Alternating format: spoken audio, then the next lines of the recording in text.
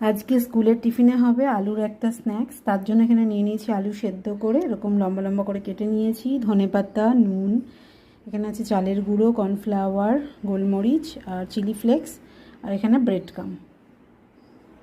এখানে আমি সমস্ত ইনগ্রিডিয়েন্টস দিয়ে ভালো করে এটাকে মিক্সড করে নেব। তারপরে এটাকে তেলে ভাজবো।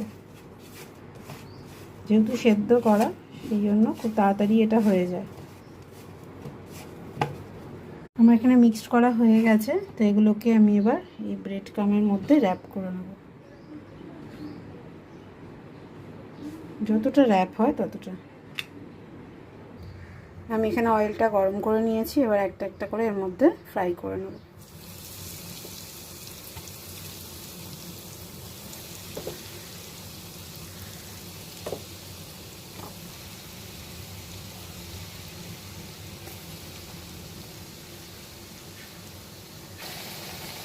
এরকম লাল লাল করে ফ্রাই হয়ে এলে ওপর দিয়ে একটু ধনেপাতা কুচি ছড়িয়ে দেবে।